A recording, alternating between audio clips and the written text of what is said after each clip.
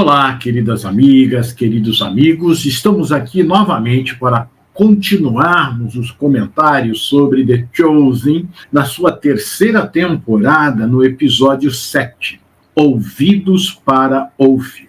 André e Felipe resolvem ir até Decápolis, depois que o Leandro esteve lá em Cafarnaum e veio falar para eles da confusão que acabou se armando por conta da pregação que eles fizeram quando Jesus os mandou 2 a 2. E Jesus não está em Cafarnaum, e ninguém sabe onde ele está. Depois nós vamos conversar sobre esses sumiços de Jesus.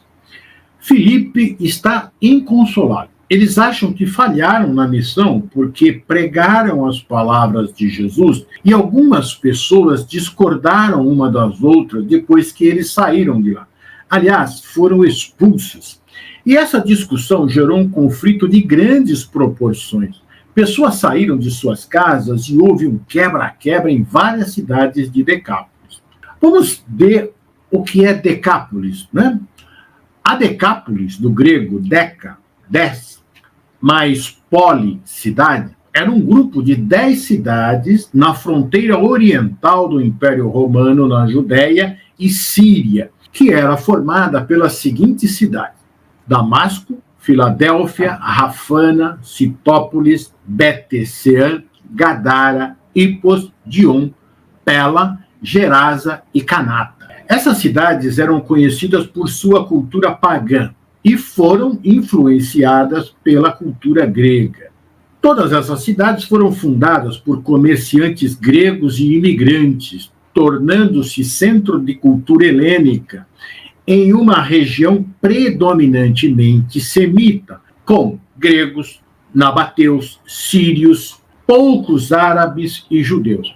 O povo predominante eram os gentios, e cada uma dessas cidades tinha um certo grau de autogoverno.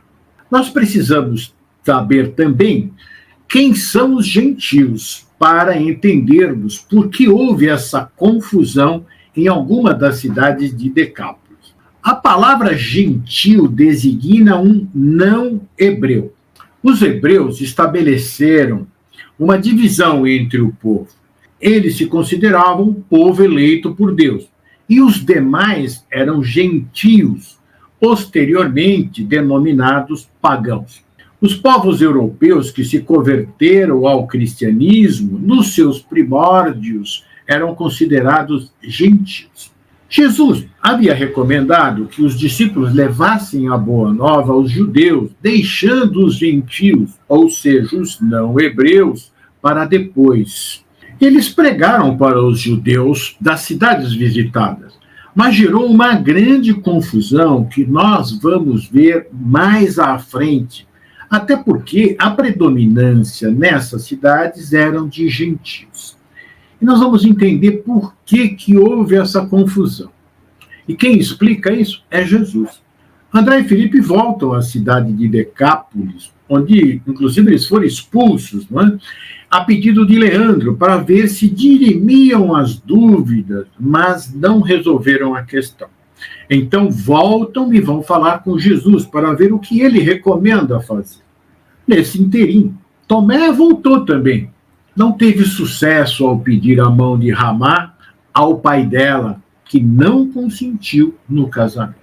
E ele está um bocado triste, né?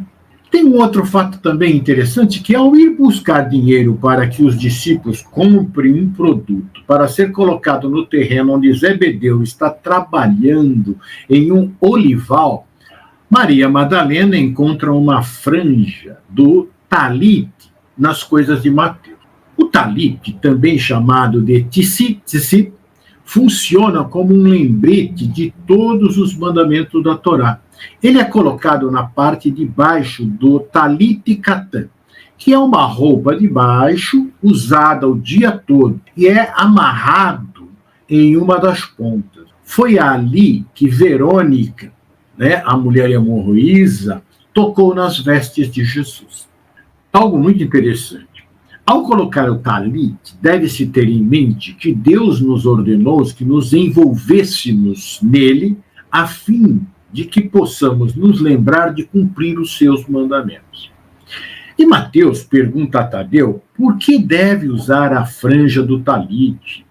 A resposta é porque Deus ordenou isso nas leis de Moisés. O que as franjas têm a ver com a Torá?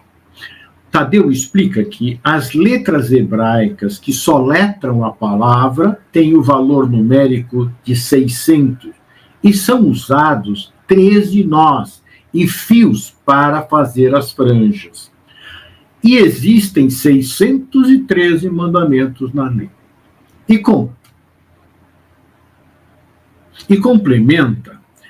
complementa dizendo: quando usamos nos 4 cantos das nossas vestes, é como se está cercado pela palavra de Deus o dia todo. E Mateus, então, coloca lá o seu nas suas vestes. Essa cena é muito legal de assistir. É uma conversa muito cheia de informações, e a cara de Mateus tentando compreender é muito, muito legal. É por isso que Maria Madalena achou estranho, porque Mateus, ele era um publicano, ele não estudava a Torá, e como é que ele achou esse talento? E, na verdade, Mateus ganhou essa franja e guardou. É muito interessante ver como ele ganhou. Por outro lado, Simão está totalmente perdido, desnorteado, tanto que, quando se apercebe, está no bairro romano e é detido por um soldado. Um judeu não podia entrar no bairro romano. Foi quando surge Gaius, o primo, e o leva para ser interrogado em sua casa. Quando está na casa de Gaius, ele conhece a esposa e o filho dele e vê o menino que Gaius criou, que está na cama muito doente. A esposa de Gaius pergunta se ele é o médico. O filho de Gaius também pergunta a mesma coisa. Eles estão aflitos com a doença do menino. Gaius desconversa e leva Simão para uma saída nos fundos do bairro, para tirá-lo com segurança daquele bairro.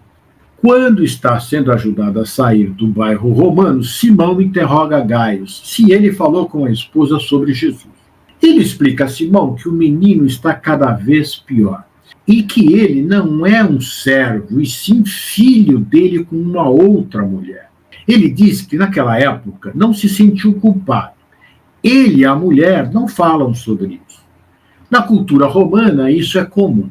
Simão o corrige e diz que para a maioria dos homens é assim, só que na cultura deles é mais aceito. O primo confessa que ultimamente ele tem se sentido culpado pelas suas ações, lembrando que ele tem acompanhado os sermões e presenciado as curas de Jesus, e ele sempre presta muita atenção e fica pensativo. Procurem ver estas cenas. Os ensinamentos de Jesus têm tocado o primo. Nós vamos ver isso também. Ele é um homem bom. Ele cuidou e protegeu Mateus quando ele era coletor de impostos. E tem conversado bastante com Simão. Até consertaram a cisterna de Cafarnaum juntos. E tem também um jeito todo especial para tratar os judeus.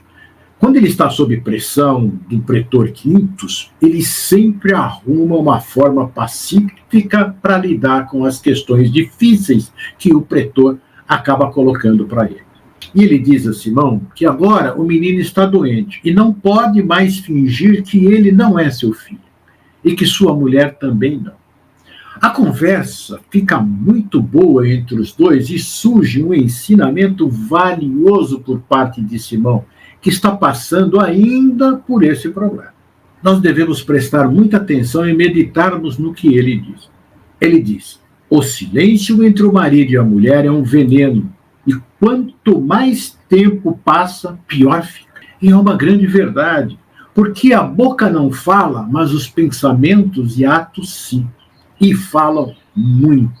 Quem não passa, ou já não passou por esses momentos? é o de não falar e pensar, criar situações de profundo pesar para ambos. Por isso, nós devemos falar, esclarecer as coisas. Tenho comigo que se a mulher de Simão tivesse falado para ele logo que estava grávida, ao invés de fazer perguntas, tudo teria se resolvido.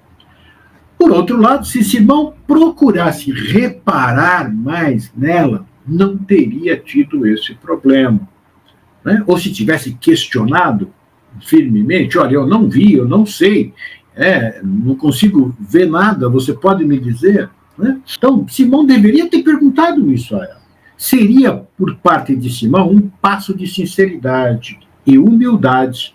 Nada teria ocorrido entre eles dois a ponto de estarem mudos.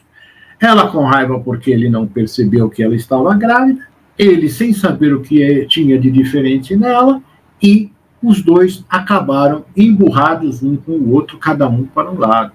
Coisas de casais, e que acontece muito. Mas o melhor é falar logo o que está acontecendo e o que sente, para não sofrerem ambos. De qualquer forma, eu vou deixar que vocês decidam. A mulher pergunta e o homem tem que saber? Vamos ver o que vocês acham, né? Também tem uma coisa muito interessante aqui, que é uma explicação do porquê eles dizem 2 vezes Shalom, Shalom, antes de partir. Quem perguntou foi Gaius. Simão explica que falar uma vez significa paz. 2 vezes, paz perfeita, totalidade completa. E Simão, então, sai pelaquele local e vai embora. E Jesus reaparece na casa de Simão e está conversando com André e Filipe sobre os acontecimentos de Decápolis. Eles dizem que lá contaram a parábola da grande ceia e que não deu muito certo. Jesus diz que já havia dito que nem todos entenderiam as parábolas, o que confirma Tomé que tem dificuldade em entendê-las, particularmente a do joio e do trigo. A questão em analisar as parábolas é que precisamos, além de refletir profundamente, como nos dizem os estudiosos do Evangelho, é necessário que procuremos conhecer a cultura do povo daquela época a quem falava Jesus. O que hoje não temos grandes dificuldades, pois podemos pesquisar para entender o que quis dizer Jesus contando suas parábolas.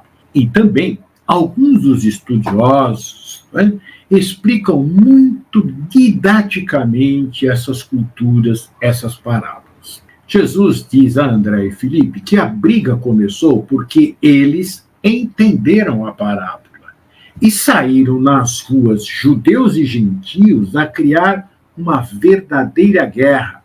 E muitas pessoas estavam deixando suas casas para escapar da violência. Tiago Maior faz uma pergunta forte para Jesus, mas que não o incomoda de jeito algum.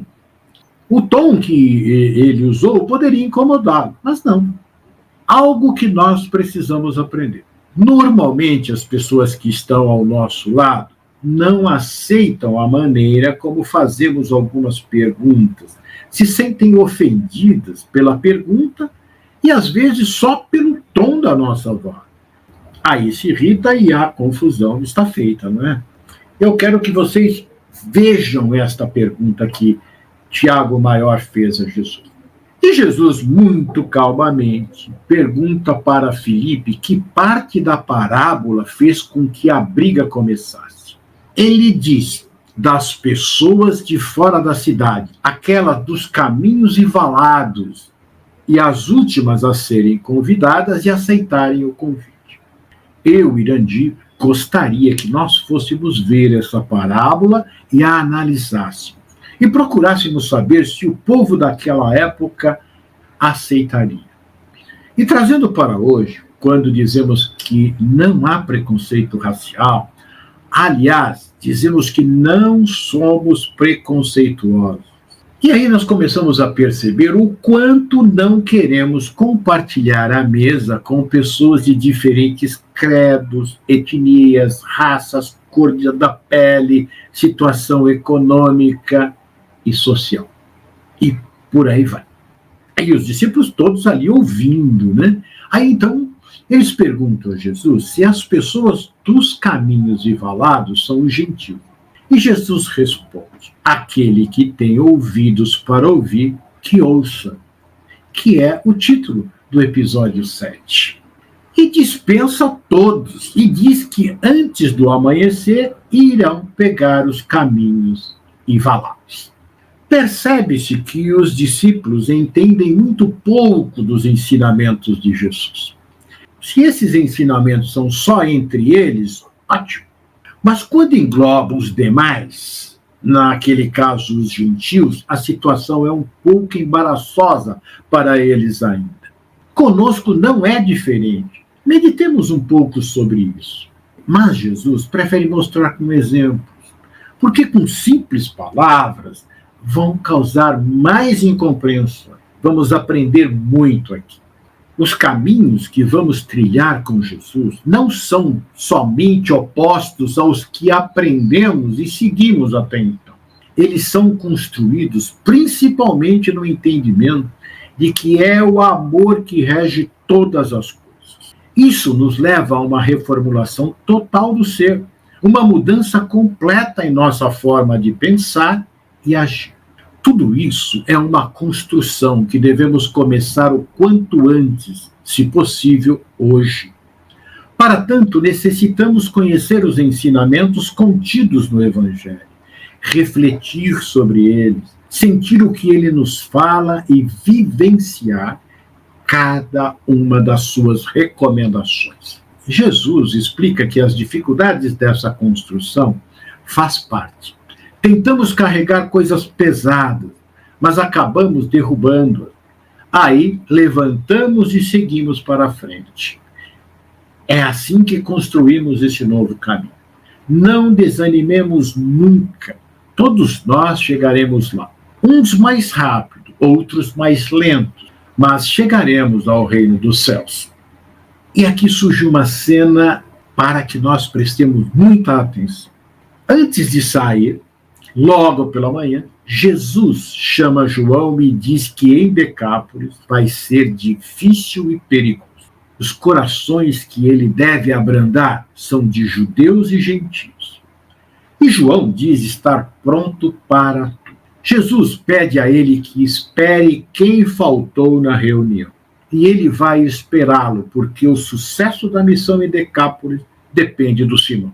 João reluta, mas Jesus diz a ele que tem que ser ele a ficar e esperar Simão, sem mais perguntas.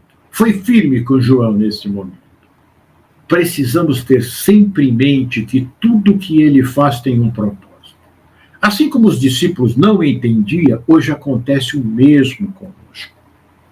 E dá uma resposta que é algo que tenho pensado em como proceder. Quando João diz que Simão está distraído, que ele está diferente, não é o mesmo Simão, que seria melhor ele não ir, Jesus disse que essa não é a terapia que ele usa para a dor e começa a lavar os copos. Eles estão ainda na casa de Simão. Para isso, precisamos estar aprendendo, no mínimo, compreensão, paciência, resignação, indulgência, e o perdão fazer parte do nosso cotidiano. É um caminho difícil de percorrer, mas esse é o caminho. Se você aceitou Jesus, não tem outra forma de agir. Aqui começa a terapia de Jesus. Precisamos prestar muita atenção em cada palavra e gesto dele, para aprendermos como agir nas situações parecidas, pois isso acontece conosco. E João, ele queria ir junto com todo mundo. Quem queria ficar? Ninguém.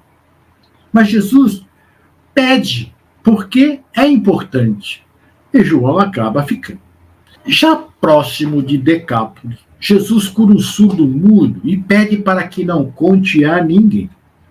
Mas o povo estava esperando Jesus. Sabiam que ele iria até lá para resolver a situação. E estas cenas são muito interessantes porque há uma pressão muito forte que os grupos, que vão chegar eles criam essa pressão, porque eles não estão nem a favor de Jesus e nem a favor de nenhum dos grupos diferente deles. Então é importante prestar atenção e ver essas cenas com muito cuidado. E começam a chegar as comitivas nada amistosas dos sírios fenícios, muito mal educados, dos nababeus, também irados, dos gregos, dos árabes, dos judeus, e todos cercam Jesus com perguntas sem darem tempo de ele responder, e atacam-se uns aos outros. Os discípulos cercam Jesus, eles estão temerosos, mas Jesus diz a eles para se acalmarem, e que parece que vão ficar ali por um bom tempo, na maior calma do mundo. E começa então a chegar uma multidão, gente de toda parte começa a surgir. João encontra Simão, e a conversa entre eles é violenta. Simão está muito revoltado com Jesus, porque, segundo ele culpa Jesus por tudo, e principalmente pela morte do seu filho. Em dado momento, João diz que Jesus o chama de amado, mas a Simão não, porque Simão já tem a Éden, e que ele deve dar graças por ter encontrado alguém como ela. Ele desarma Simão. Simão diz que confiava em Jesus, confiava que a Éden ia ficar bem, segura enquanto viajava, e conta a João a perda do filho. João diz a ele que, por seguirem o bom caminho, não estão isentos de tudo na vida, que não será uma vida perfeita, que seremos atingidos pelo que atinge as outras pessoas. Esse é um recado que ele dá a todos nós. Muitas vezes, porque fazemos isso ou aquilo na nossa igreja, no templo religioso, no centro espírita, no terreiro da Umbanda, seja lá onde for que façamos um trabalho por amor ao próximo, ou seja, praticando a caridade, achamos que estamos ali blindados de qualquer tipo de problema. Não é nada disso. Nossas vidas vão seguir o ritmo de acordo com as nossas necessidades evolutivas, do mesmo modo que todas as pessoas. A dor vai atingir todos nós. E é isso que João diz aqui para Simão. Então nós compreendemos que quando algo acontece, algo desagradável acontece conosco, nós teremos que utilizar o conhecimento que nós temos, que a nossa religião nos traz, para compreendermos o porquê, agradecermos a Deus também pelas dificuldades que nós passamos, como Jó agradeceu a ele quando estava lá no monturo. Ele disse: Senhor, eu conheci a abundância e agora conheço essa situação. Obrigado, Senhor. Nós não vamos agradecer a Deus só quando estamos perfeitamente bem, né? E nós vamos compreender tudo isso. Mas se nós não compreendermos, nós teremos mais sofrimento. Por isso nós devemos conquistar a resignação, a obediência a Deus. E teremos então força para superar qualquer obstáculo. Foi isso que nos ensinou Jesus. E vejam uma coisa, a quem é dado, muito é cobrado. Se nós estamos recebendo esta oportunidade do conhecimento e da prática da lei de Deus, ele vai nos provar para ver se nós estamos realmente aptos dentro desta lei, a seguir este caminho. E é nos momentos difíceis, é nos momentos de dores é que nós acabamos provando que somos discípulos fiéis de Jesus. E aqui, então, encaixa-se perfeitamente em ouçam aqueles que têm ouvido para ouvir. E no último episódio da terceira temporada, nós vamos ver coisas maravilhosas, vamos aprender muito. Então, até lá, e que Jesus esteja com você.